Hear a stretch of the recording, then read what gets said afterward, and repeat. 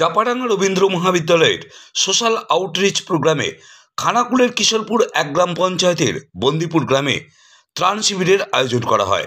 কলেজের সমস্ত অধ্যাপক অধ্যাপিকা, শিক্ষাকর্মীবৃন্দ, এনএসএস এবং এনসিসির ছাত্রছাত্রীদের উদ্যোগে এই ত্রাণ শিবিরে আনুমানিক 1200 মানুষের মধ্যাহ্নভোজের আয়োজন করা হয়।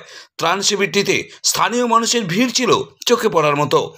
বৃষ্টি মাথায় নিয়ে স্থানীয় মানুষজন ত্রাণ শিবিরে আসেন এবং তাদের নির্দিষ্ট ত্রাণ সামগ্রী সংগ্রহ করে বাড়ি নিয়ে যান। এই ত্রাণ শিবিরটির সুষ্ঠু ব্যবস্থাপনার কাজে স্থানীয় মানুষ বাপ্পা চন্দ্র ও রঞ্জিত চন্দ্রের ভূমিকা ছিল প্রশংসনীয়।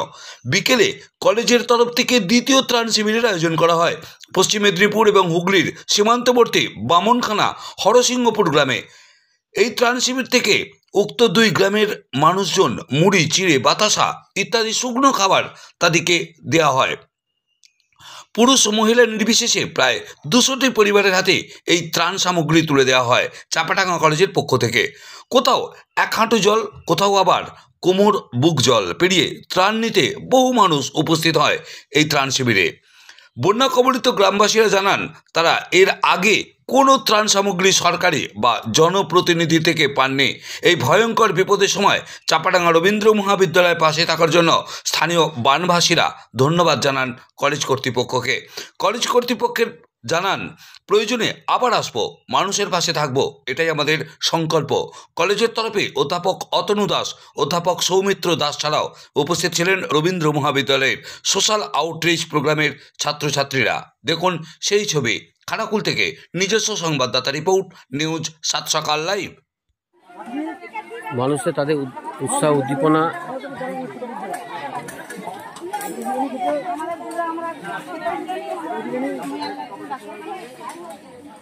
আমাদের এই কর্মকাণ্ড করার জন্য আমরা পেয়েছিলাম এক মহান ব্যক্তি। আপনাদেরকেও থ্যাংক ইউ স্যার, আপনাদের সহযোগিতা পেয়েছি, আমরাও এগিয়ে আসছি, আপনারাও এগিয়ে আসছেন, অসংখ্য ধন্যবাদ। ঠিক, এছাড়াও এখানে আরও অনেক মাস্টারমশাই রয়েছেন, তারা সহযোগিতার হাত বাড়িয়ে দিয়েছেন। ওনাদের এই এক মাস্টারমশাই কিছু বলুন একটু, আপনারা কি মানে কয়েকদিন ধরে কিভাবে কাটছেন? হ্যাঁ, আমাদের এখানে তো বন্যা পরিস্থিতি খুবই ভয়াবহ, সেই জন্য আমরা আমাদের যে খানাকুল পশ্চিম চক্রের শিক্ষকরা মিলে আমরা 8 দিন ধরে মানুষকে কিছু রান্না খাবার পরিষেবা দিয়ে যাচ্ছি। আজকে এনাদের উদ্যোগে আমরা এসেছি রবীন্দ্র মহাবিদ্যালয় চাপাডাঙ্গা হুগলি থেকে। রবীন্দ্র মহাবিদ্যালয় চাপাডাঙ্গা হুগলি থেকে আসছেন ওনাদের সহযোগিতায়।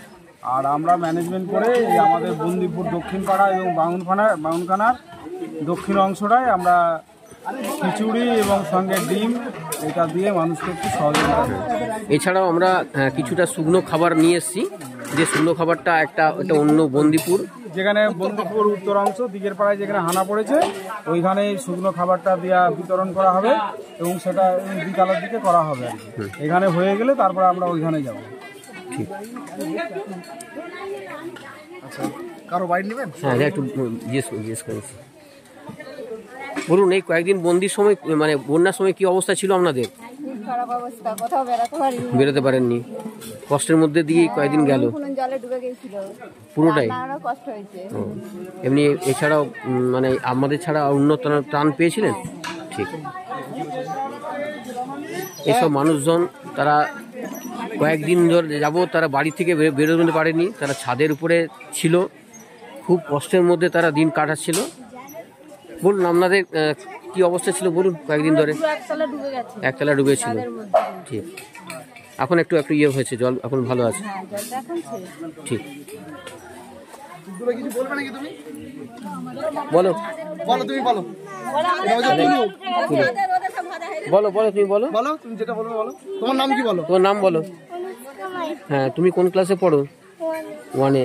তাহলে এই কয়েকদিন তো পড়তে পারোনি? হ্যাঁ, ঠিক আছে, টিউশন সব বন্ধ হয়েছিল না? ঠিক আছে, তাহলে কয়েকদিন বেশি করে একটু পড়ে নেবে। হ্যাঁ, ঠিক। একতলা করে ডুবেছিল। একটু বলুন, আপনারা বলুন। ছাদে ছিল, সব ছাদে রান্না, ছাদে? ছাদে থাকা, সব ছাদে, সব ছাদে আমাদের। রাস্তা থেকে বেরিয়ে আসতে পারিনি, এখন মানুষের জল আছে। সব ছাদে? এক জায়গায় সব ইয়ে শোয়া। তাই? ছাদে ছিল তো? গরু কেন? আচ্ছা দেখবেন একটু বাড়ির লোক যেন দুটো নেয়, এটা হচ্ছে রিকোয়েস্ট। আজ আমরা বন্দিপুর পশ্চিমপাড়া